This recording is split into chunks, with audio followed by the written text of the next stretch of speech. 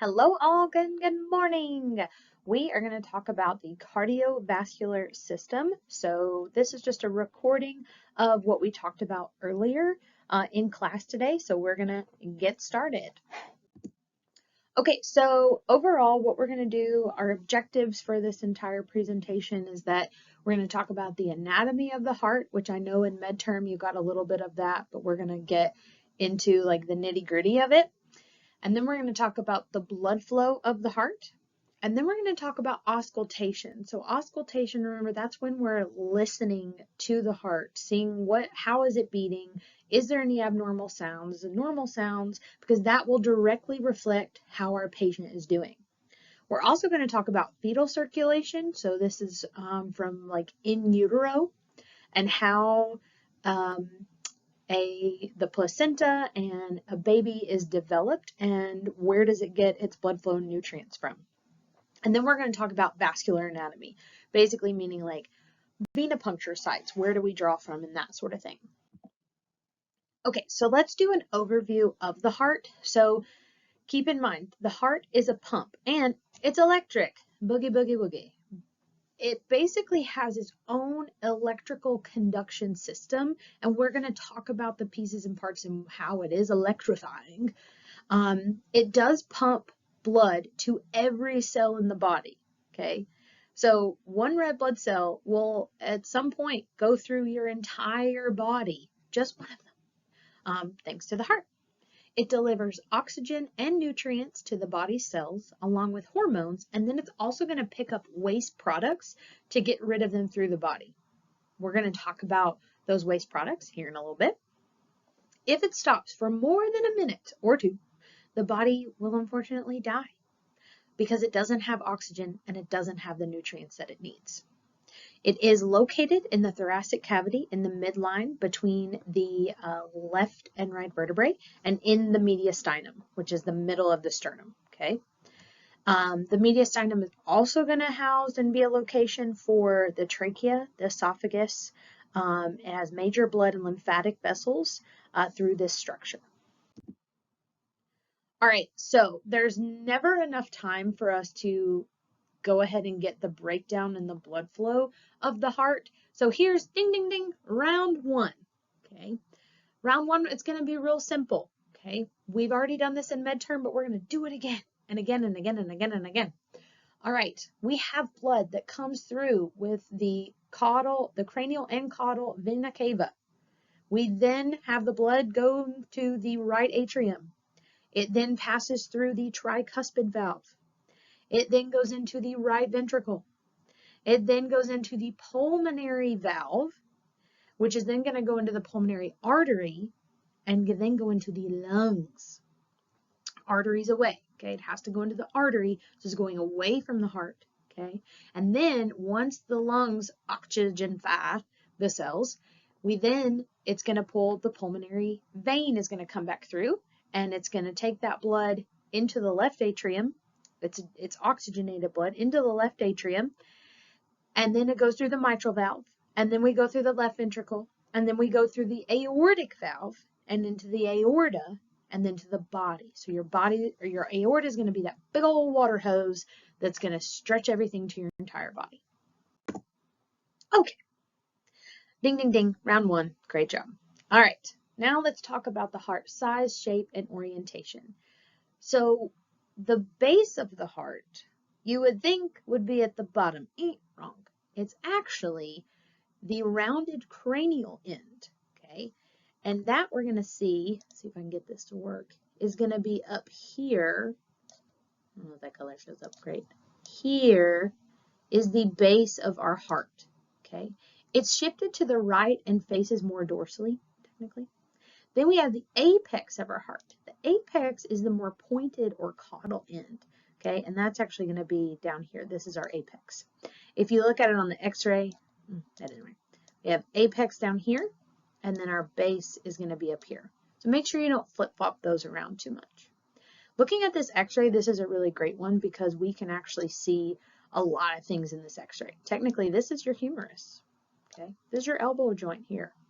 Here we have our scapula running up through here. Then we have our thoracic vertebrae, spinous process, through up there. Stomach is over here, liver is over here. This is our lung space because on an x-ray, things that are more dense are going to be lighter in color, like bone, right? And things that are less dense, like the air, okay, is going to be in our lung space here, and that's going to show up dark. Now on an ultrasound, that's actually the opposite. So then we have our heart here. We also have our trachea here. Well, I just took out the word, but it's the trachea. And then your esophagus is going to sit excuse me, near that as well. Okay. Now let's talk about the composition of the heart walls. So it's very important for us to think outside and work our way in. Okay. The heart is contained in a fibrous sac called the pericardium, and that's going to be your outer layer of your heart. Within the pericardium, you have first a pericardial sac, and what that's going to do is that's going to protect the heart.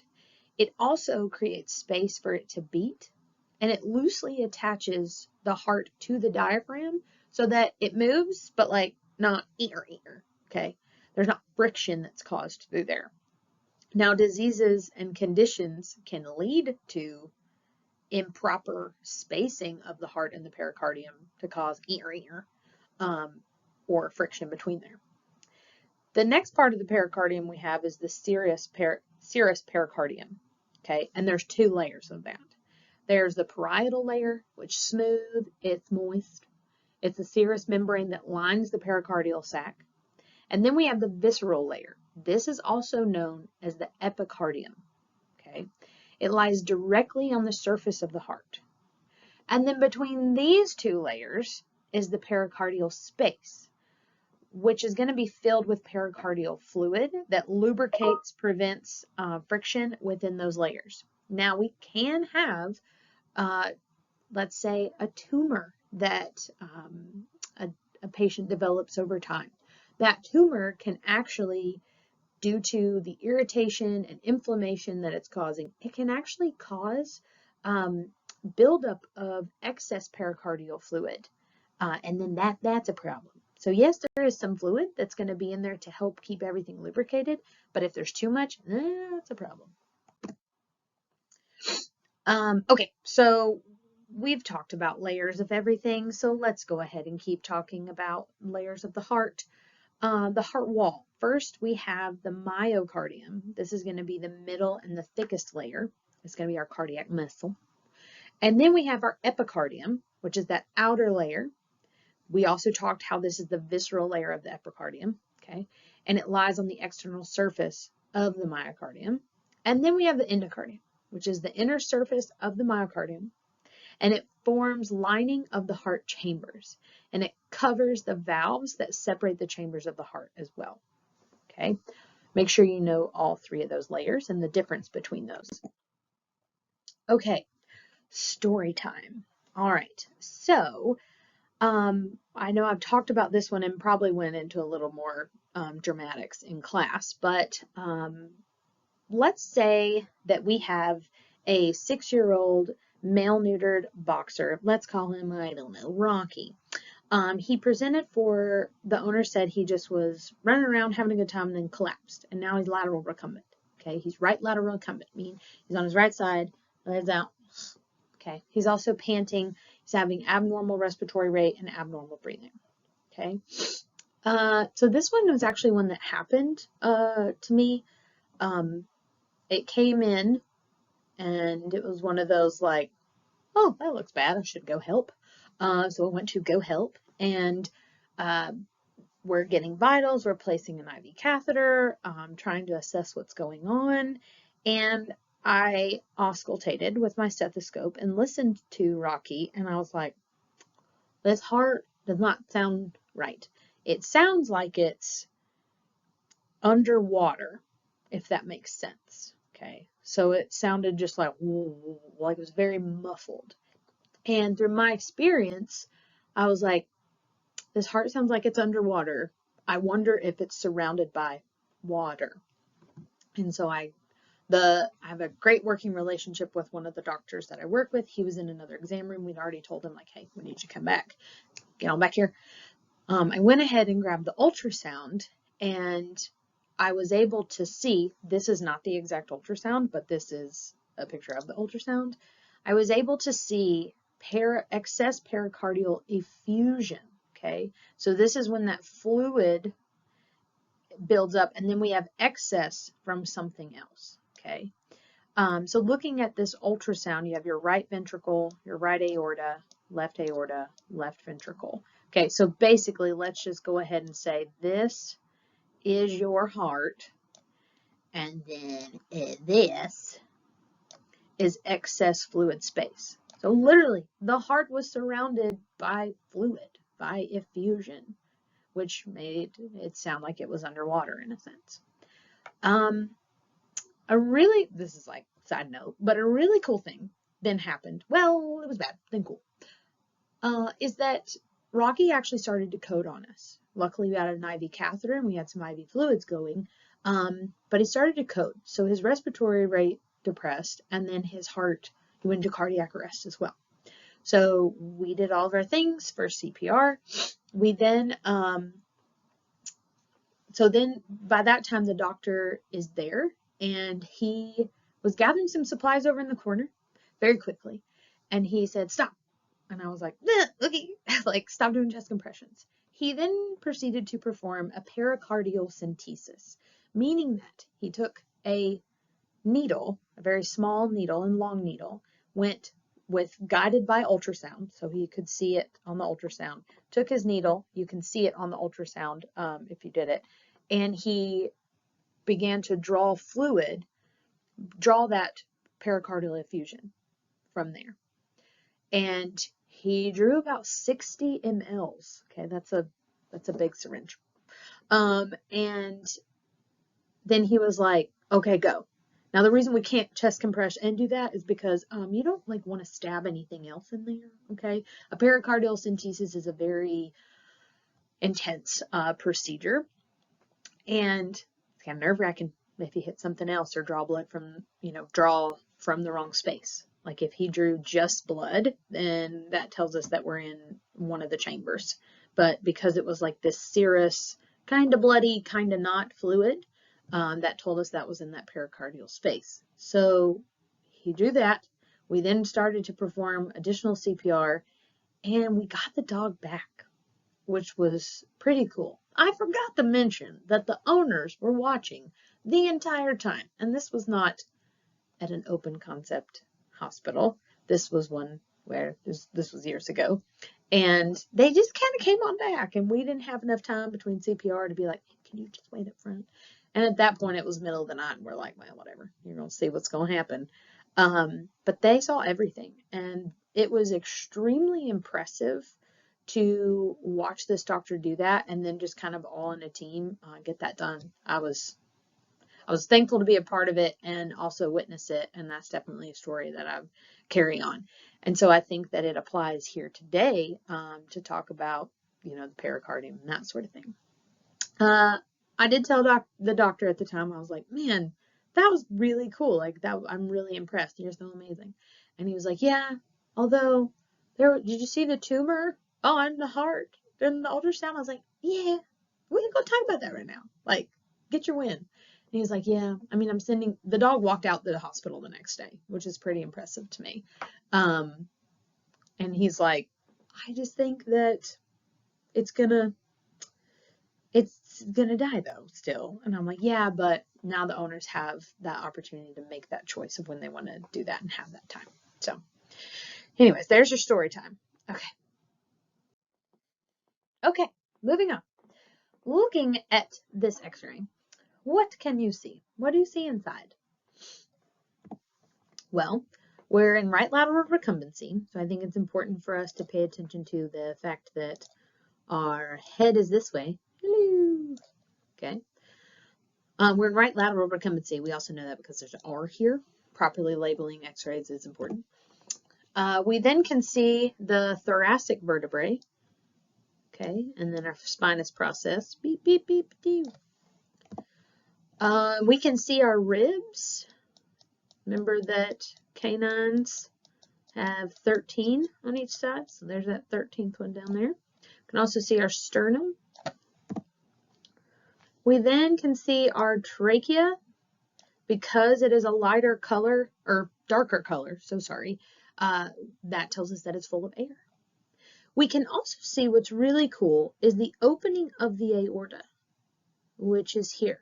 That's that dark space, okay? That shows us that that's the opening, so there's fluid filled within that. We can then see the base of the heart. We can then see the apex of the heart. We can also see the diaphragm that separates our thoracic and abdominal cavity. The esophagus is technically, it's going to be over here, but you can't really see it. Okay, it's tissued. We have our lung space. I should probably use a different color. Yeah, here we are. Okay. We have the stomach. Looks kind of grainy in there. Maybe there's a little bit of food. We have our liver down here. And then we also see these little tubular things through here. Sometimes they look like Cheeto Puffs. They're kind of down blue, blue, blue. That would be our intestines. All right, let's talk about the chambers of the heart. So for mammals, there are 4 chambers. Apparently, there are cockroaches have 12. Fun fact. All right, we first have the atrium. There are 2 atria, technically.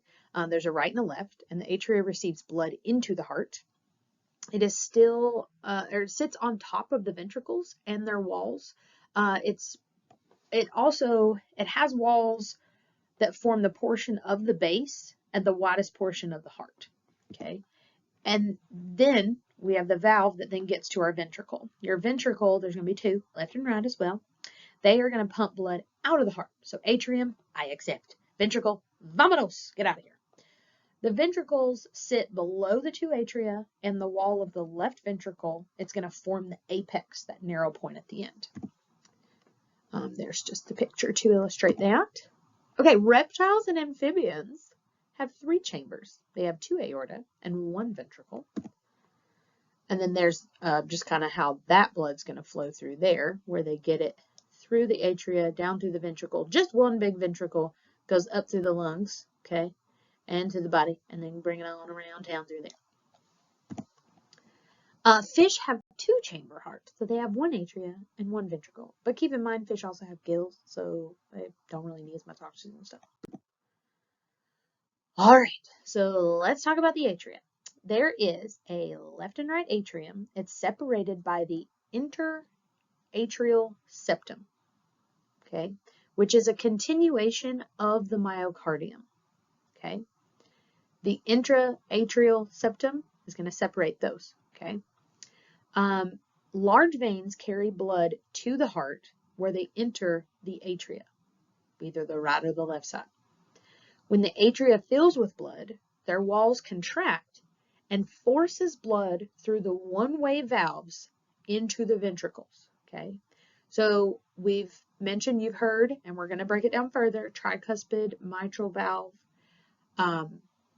Those are one way, but sometimes they can go another way. We'll talk about that later.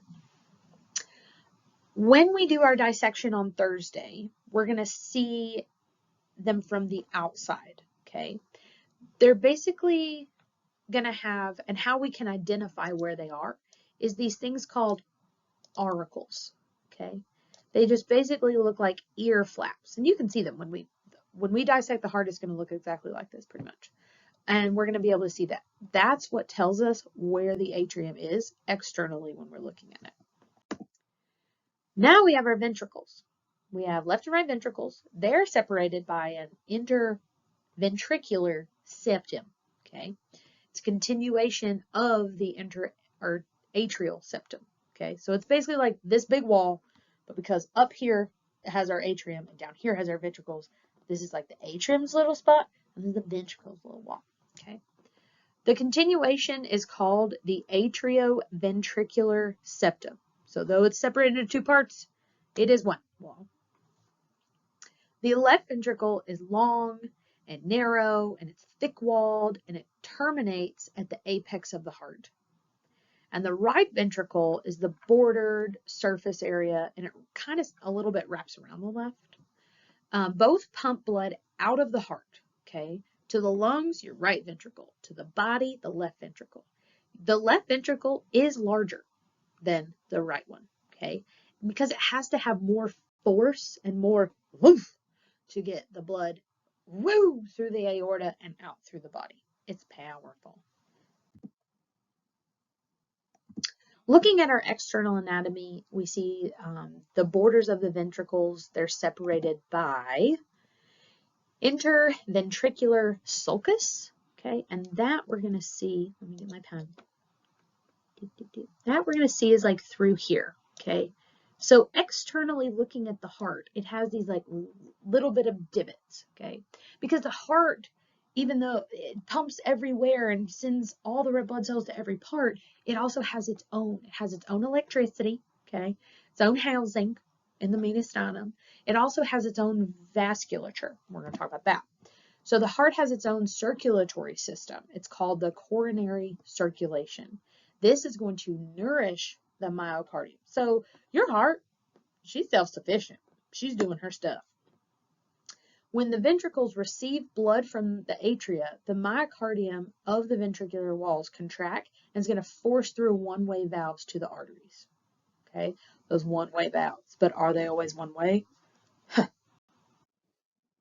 All right, so our external anatomy, looking at the outside of our heart, we can see externally our cranial and caudal vena cava. If we look at cranial, and caudal is going to actually be like kind of back through here.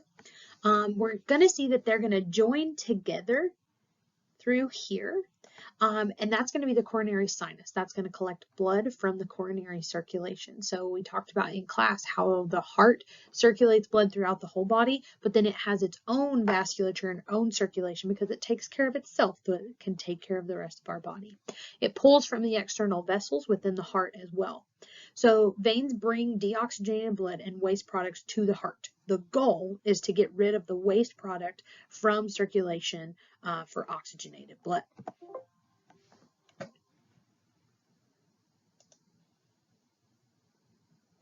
Where are you not going? Oh. Hold on. It's not.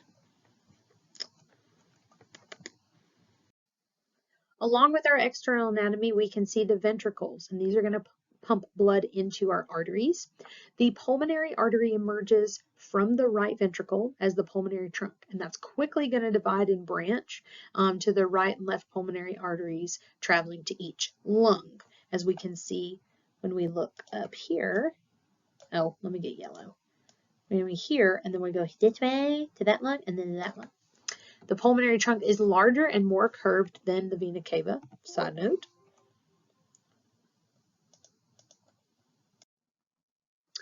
We then can see our aorta. When the left ventricle contracts, it pumps blood through the aortic valve into the aorta, which is going to be your largest artery in the body. The walls of the aorta, they're thicker than any blood vessel that we have, okay? This is going to supply the cranial and caudal portions of the entire body, so towards your head and your brain, and towards the lower extremities of your brain.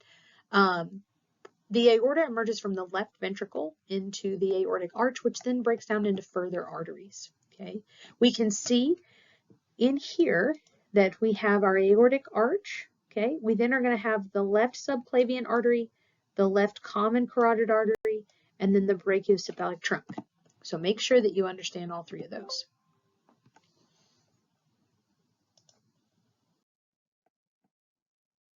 All right, we've got valves. We have the atrioventricular valve that's located between the atria and the ventricles.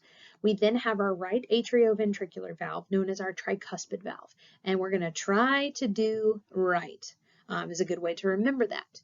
We then have flaps that originate from the fibrous wing on that valve. Those are those flaps. We can see that with the tricuspid valve, we have 3. The bicuspid valve or the mitral valve, we have 2. And then our aortic valve, there's 3, pulmonary valve 3 as well. Increased blood pressure in the atrium during contraction is going to force these flaps to open in one direction to allow blood to flow. If they're going the other direction, we've got problems. Maybe the chordae tendineae, which we'll talk about, the heartstrings that support those flaps, maybe there's issues, okay, that are going on with those. All right, so chordae tendineae. We're going to look through this when we dissect the heart, but they connect the free edges of the vascular flaps, okay, and that papillary muscle and the myocardium of that. These papillary muscles are going to attach to the intraventricular septum, which we can see in this illustration, and that's going to give support. It also is going to protect the valves from going backwards and backflowing. There can be issues with your chordae tendineae, and so that'll cause further problems. We'll talk about that later. It also is going to open the ventricles so that we have proper blood flow, and it should close the blood flow so it doesn't go back into the atrium, although it can happen. Looking at the other picture of that dissection, we're going to do that on Thursday too, where we're going to see that. Okay, so this was a kind of a case study that I talked about in class. So maybe we have a dog that's like a 14-year-old female spayed terrier mix presenting for coughing, possible productive, where some white phloem is like being coughed up. They tire easily, they're exercise intolerant, and they may have collapsed. So on physical exam, you notice the heart has an abnormal sound. A normal sound is lub-dub, lub-dub, lub-dub, lub-dub. That lub and that dub, those are valves closing. Okay, you can click on this link and follow that and hear that loved up sound.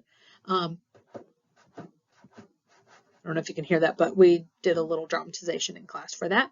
And then a heart murmur is going to be that whooshing sound. So it's whoosh, whoosh, whoosh, getting that backflow back. You inform the DVM that something sounds abnormal when you auscultate the left side of the dog's chest. What could this mean? Maybe there's a valvular deficiency. And if there is a valvular deficiency anatomically, which one is that going to be? That's going to be our mitral or our bicuspid valve because it's on the left side.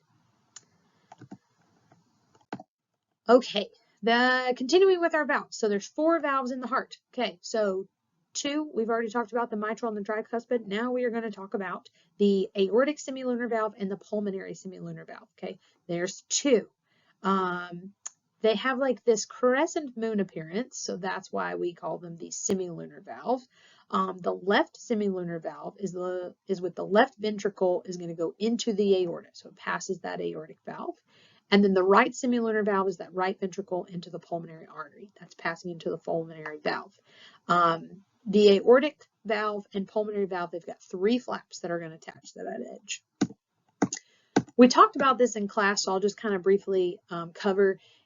This is basically to illustrate that when you are auscultating externally, right, and we're assessing a patient, we're getting vitals, we can actually look for any murmurs and find out which side they are on. Okay, so if a dog is in right lateral recumbency, like the one down here, this picture, okay, that's going to give you your PAM, which is going to be your, the P is for your pulmonary valve, the A is for your aortic valve, and the M is for your mitral valve.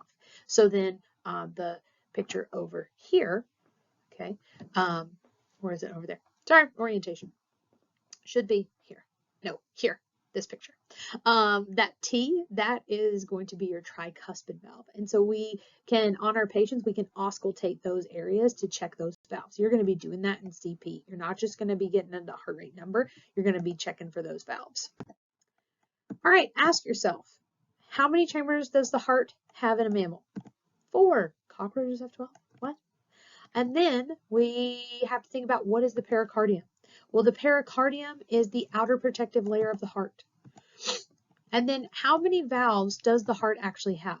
Well, we've talked about it. There's 4. 2 up top, which is going to be our tricuspid and our mitral, and 2 aortic and pulmonic. All right, round 2. See if you can do the blood flow. This is when we took a break. Let's go the blood flow of the heart. We've talked about this already, but we've talked about it. We drew it. We said it. We danced to it in my mind. So now let's make it into more of like a word problem. Okay. So the heart should receive deoxygenated blood from systemic circulation. That's at the right atrium. It's then going to send it out through pulmonary circulation through the lungs to be oxygenated through the right ventricle. It's then going to receive fresh oxygenated blood back from the pulmonary circulation. Pulmonary circulation means it goes through all those pulmonary things, grab some oxygen, here we go. We're now in our left atrium. And then we're going to send oxygenated blood back into systemic circulation, so your whole body, through the left ventricle. Veins collect deoxygenated blood from the tissues, okay? And then your cranial and caudal vena cava are going to dump them back into your right atrium. Blood passes through the right atrioventricular tricuspid valve into the right ventricle of the heart. Okay, this is where we need to talk about pressure for a minute and make sure that we understand this terminology. The diastolic and the systolic pressure, or your diastole and your systole, that's going to refer to heart muscles relaxing or contracting. It's going to balance between these is going to tell us that that's our blood pressure. The heartbeat where we hear is caused by the heart muscles contracting and relaxing. So you hear that lub-dub and you hear that beat, and that sound of that beat is directly correlated with your blood pressure. Your systole is the period of contraction. It pushes blood out of the heart into another chamber. Your blood pressure is going to increase. Your diastole is the period of relaxation. The chamber is going to fill with the blood. The blood pressure will decrease slightly. And during systole, the right ventricle is going to contract and the tricuspid valve, whoop, closes. Blood is ejected from the right ventricle through the pulmonary valve, and the pulmonary arteries are that trunk, and then go into the pulmonary artery. So we'll talk a little bit more about blood pressure, but let's continue our blood flow here. So from the pulmonary arteries, blood passes through the branching vessels, and then it goes to those capillaries, those little alveoli, those air sacs. Remember I talked about in class how when you're like a fetus, your air sacs are full of whatever's inside with the mother and the placenta and all that. So we have to pop those air sacs and that sort of thing. So again, pulmonary arteries. Blood passes through the branching vessels into the pulmonary capillaries, the alveoli, those air sacs, where oxygen exchange takes place and dumps carbon dioxide, waste product. Remember we talked about how blood picks up the waste and brings it back to all that? That's respiration, which respiration we'll talk about next time. Oxygenated blood flows through the pulmonary capillary network. The vessels begin to merge together to increase in diameter and eventually go into the pulmonary veins.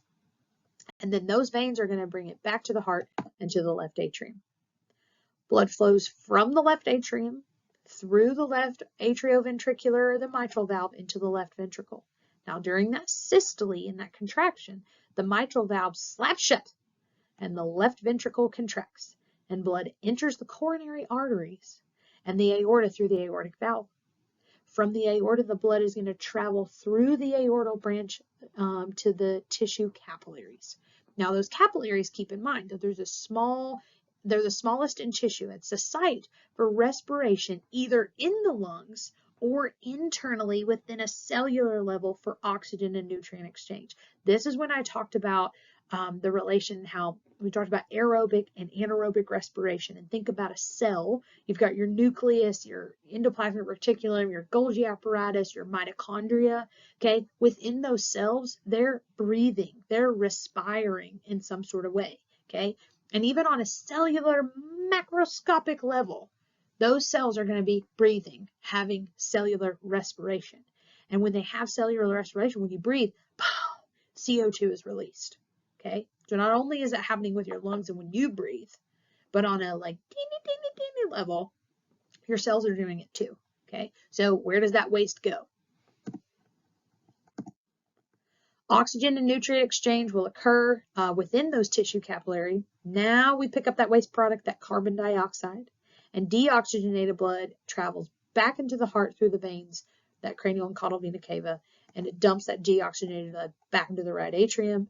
And all of this occurs simultaneously. So it's not like, and step 1, step 2, step 3. No, it's step 1 and step 70 are going at the same time.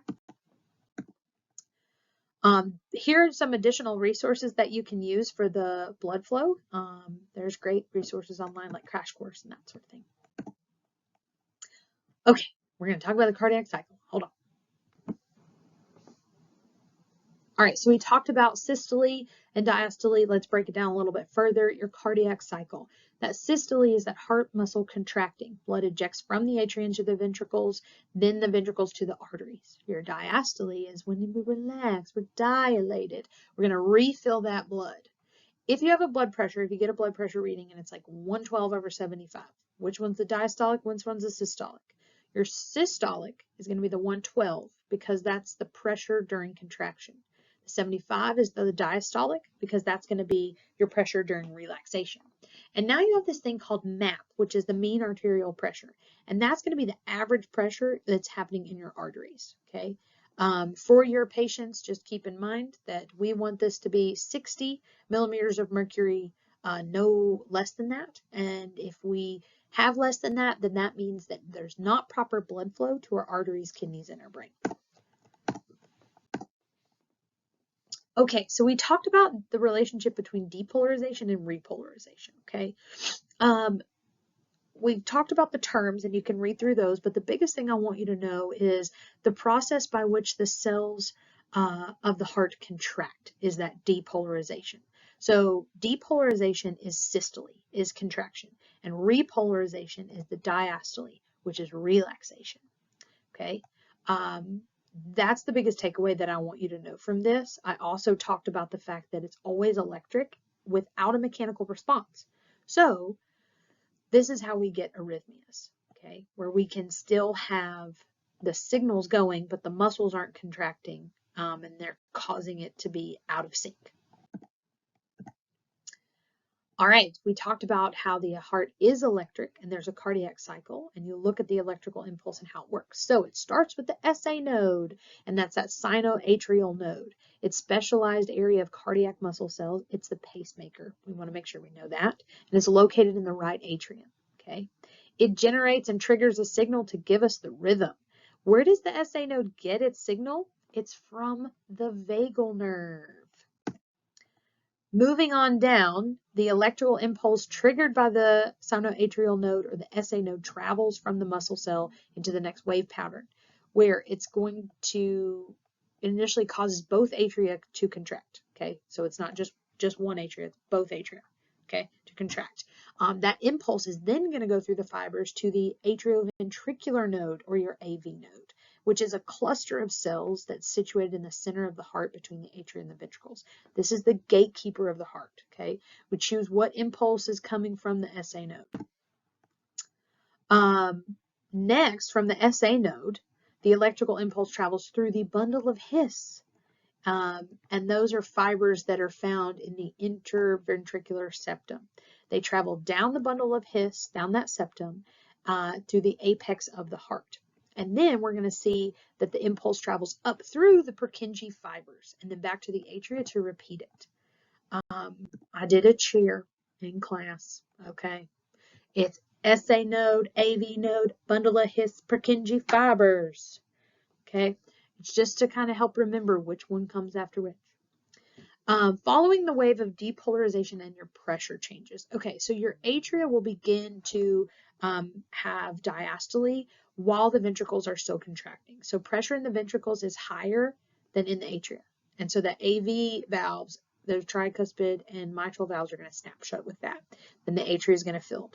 As the atria become completely full, systole ends in the ventricles. So that ventricle is going to stop contracting. This will cause the aortic and pulmonary valves to snap shut, okay, when we have that pressure. The SA node depolarizes again, causing the atria to contract and the ventricles to fill, and then we start this cycle all over again. So make sure that you understand like the relation with contraction and all that. When we auscultate for our heart sounds, we have the lub, and we're going to name that S1. That's sound number 1 that we're going to hear. So what is happening when we have the lub? Well, we have the closure of the mitral and the tricuspid valve at the beginning of the ventricular systole. So the ventricles during this lub, that is depolarizing. The mitral valve is the loudest on the left side of the chest, and the tricuspid valve is the best heard on that right side. Remember those PAM visuals? And that dub, that S2, is the closure of the semilunar valves at the beginning of the ventricular diastole. And that's when the ventricles are going to repolarize. talked about the equine, the heart sounds. There's actually going to be 4 different sounds that you'll hear, and there's some video links where you can listen to those. Cardiac output is the amount of blood that leaves the heart each minute, okay? And we also talked about the stroke volume, and the cardiac output is directly correlated with your stroke volume. So the amount of blood that's ejected with each cardiac contraction of the heart, and this, to get stroke volume, it's like internal monitoring. It's not something that really I've ever done. We just kind of know it. And the heart rate is the frequency of the heart contraction per minute. You can get that. Now, vigorous exercise, this is a good way to kind of relate it, will increase contractility, and your heart will contract more, which will then increase your stroke volume, okay? And it will then increase your heart rate, leading to an increased cardiac output. So it's all interconnected, okay? A cardiac output is equal to stroke volume times your heart rate, okay? The influence of the autonomic nervous system and your cardiac output. So your fight or flight response, okay, that sympathetic nervous system. Your body's going to release adrenaline or epinephrine, and your stroke volume and heart rate are then going to increase that cardiac output. When we have general anesthesia, for example, of a parasympathetic nervous system way, that rest or digest, our body's going to release acetylcholine. So our stroke volume and heart rate are actually going to decrease. So it's going to decrease our cardiac output. So general anesthesia is one example of one that we can relate to, because you're going to be doing that when you go to CP. And why does that happen? Well, if we're doing general anesthesia, we're giving a patient a medication to cause, to sedate it, right? And with sedation, we can have reduced in heart rate, reduced stroke volume, and reduce the cardiac output. Okay, so how do we intervene with that? Well, we put our patient on IV fluids, because then that will replace any vasculature that might be lost. And now that our blood pressure is going down, and it also will replace and speed everything up when everything is slowed down. All right, so we talked about an ECG, and it's important to know the P wave, that's depolarization of the atria, and that's going to be when the atria contracts. The PR interval and segment, that's a delay in the AV node, and that will allow the ventricle to fill. Your QRS complex, that's waves created by ventricular depolarization when the ventricles contract. Side note, atria is also repolarizing during this stage. You just can't see it on this waveform. And the ST is that start of ventricular repolarization. So the T wave is going to repolarize the ventricles, and it's going to relax, and it's going to refill. This is just another kind of connection through that, your P wave, your QRS, and your T. Now let's talk about something called a sinus arrhythmia. A sinus arrhythmia is normal to see in a healthy athlete, animal, and adults. It's kind of normal. It's when we take a breath, we inhale, and the heart rate is going to increase slightly, and then when we exhale, the heart rate is going to decrease, okay? And we can see that on this sinus arrhythmia. We see an ECG above that is normal, and we see this by a delay in the T and the P wave that's taking place. But this is normal, okay? Looking at an abnormal ECG recording, we can see something called a premature ventricular contraction. Your ventricle is not waiting for your SA node in your atrium to say, okay, here we go. Your ventricle's like, I don't care, I'm doing my own thing. Watch out, I'm throwing out an extra bump there, an extra contraction. That's not good. 1 or 2 of these, not a big deal. A lot of these, having a lot of problems, okay? We get also vagal nerve stimulation from this, okay? And so this is abnormal. We want to figure out what's going on, and we want to intervene with this. We'll get more into ECG and that sort of thing later in your courses, but this is just kind of nice to know for anatomical purposes. Your AFib is your atrial fibrillation. This is like when the SA node potentially has a problem. It's causing your P wave to flutter, or your P wave just isn't there. So it's like, okay? Because your SA node is the pacemaker and it's located in the atrium, it's going to throw off the rhythm. Ventricular fibrillation is the ventricles are not beating at a normal rate. It's irregular. This is one where there's no P wave, there's no QRS, there's no T. It's just a mess. Your ventricles are just like, I don't know what to do. I'm not getting the right signals, okay? And making all these just squiggly lines. So ask yourself, blood becomes oxygenated by one organ, the lungs or the alveoli. The difference between diastole and systole. Diastole, relax. Systole, contract. What is known for as the pacemaker of the heart, that SA node? And true or false, depolarization takes place during the P wave and the QRS. Yes, because repolarization is going to be that T. Now let's move on to our fetal connections. Okay, we talked about how the fetus is connected to maternal circulation via the placenta and the umbilical cord. The placenta develops through the corpus luteum, which we'll talk about later, and it implants in the uterus during pregnancy. The umbilical cord delivers the nutrients and oxygen from maternal circulation in exchange for that waste and that pickup as well. All right, we talked about the 3 different shunts that we're going to see, and those shunts are like a door, okay? So it's like shutting a door, blocking, that sort of thing.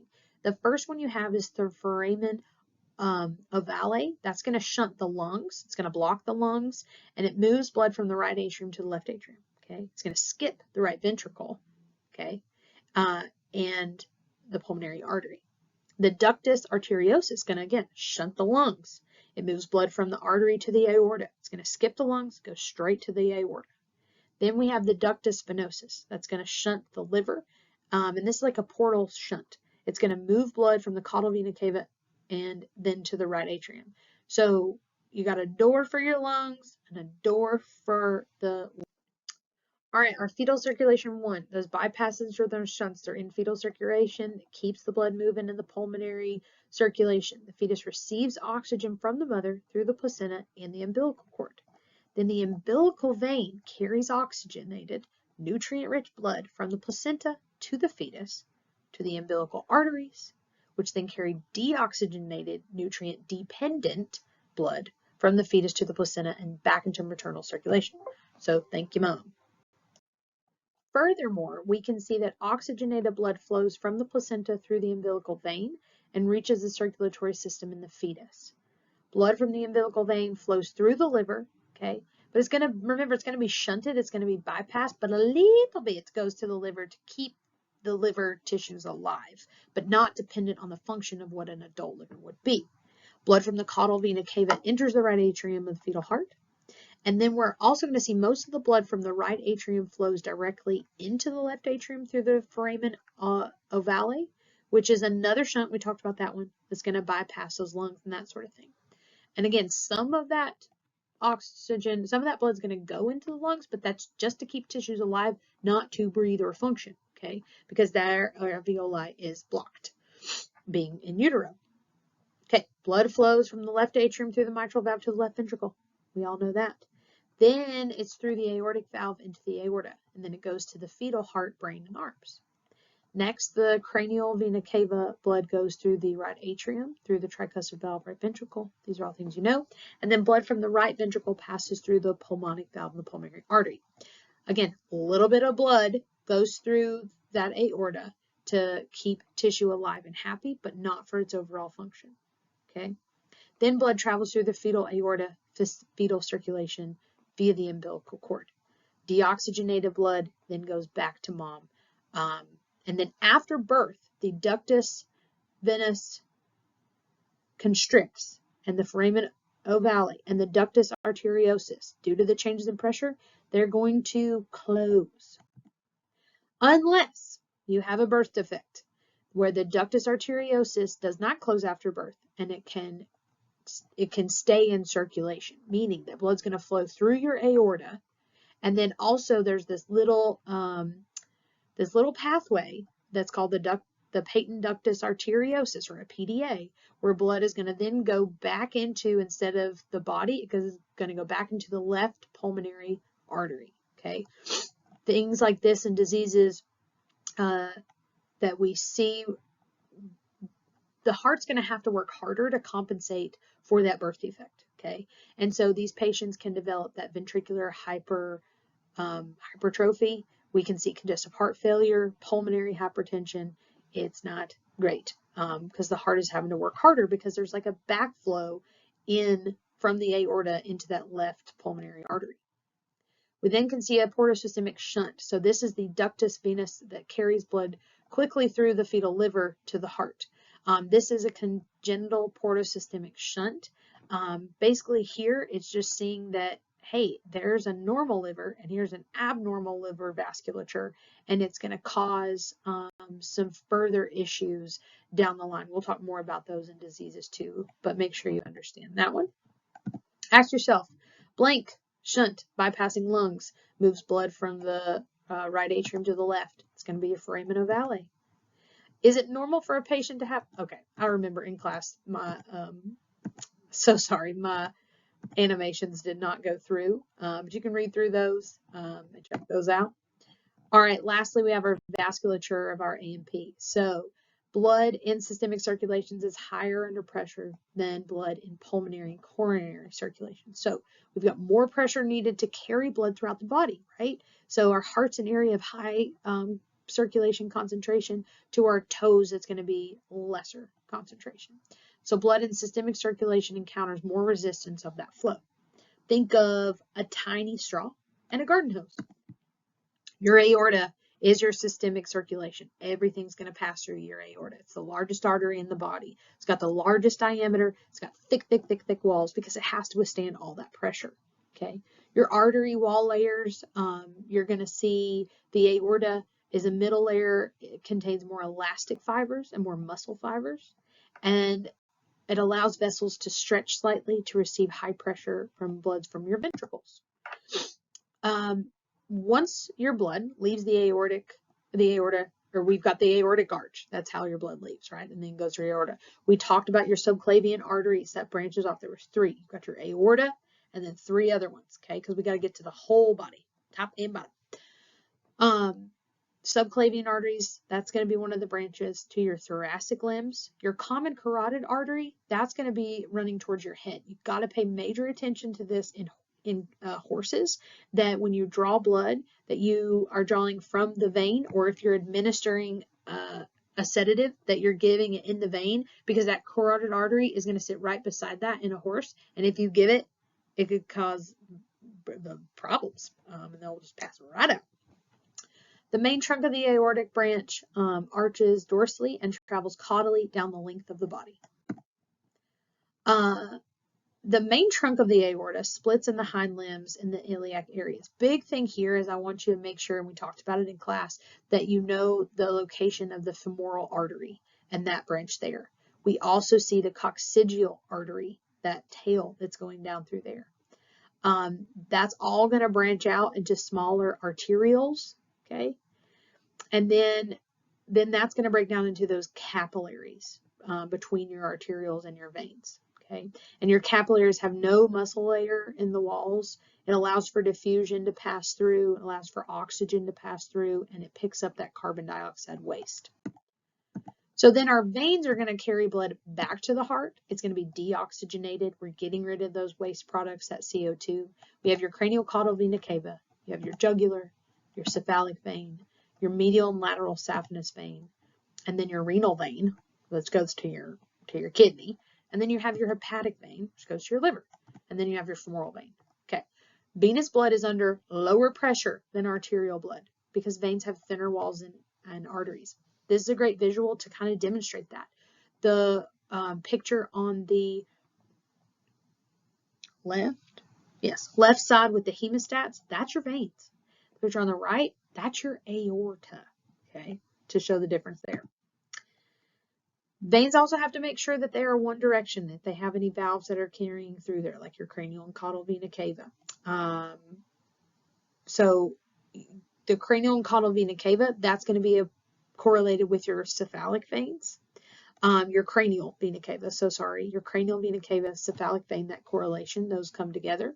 And then the veins in the hind limb are going to merge into that iliac vein, as you can see in the picture, and that's going to be your caudal vena cava.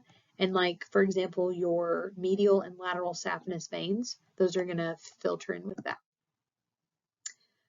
Portal circulation, this is blood flow through the liver.